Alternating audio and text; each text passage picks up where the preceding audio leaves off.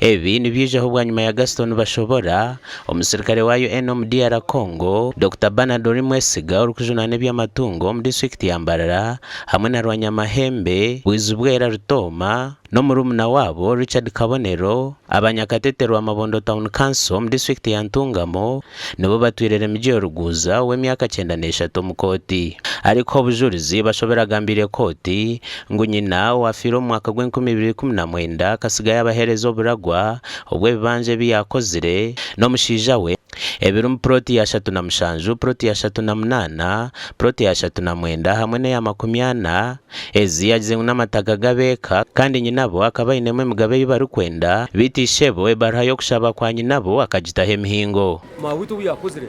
bafokoreka bungarura gutesebwe umunkora ebintu byahira abana be babitunge ngoku obaragobora kugamba Bituwe Ruguza agambire TV West ngo ni kimushobera okushanga abana bashatu hari umushanju abaruho nabo bamutwira mu koti barukwende ibintu byayikorire nemikono ye ngabigura mu musente zanje kandi mugazo wanje we bambe taraguziraho na kimanje na kimwe kuba kati inde sente nyungani ngo mushara ndi master w'amashimero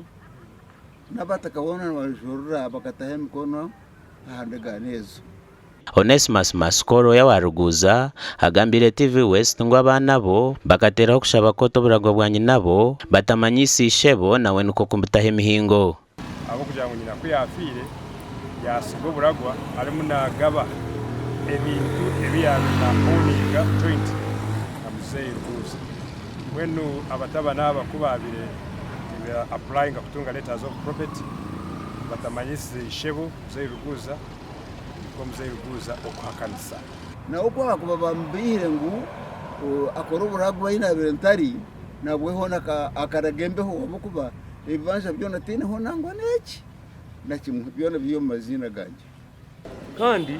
swine shonga kugamba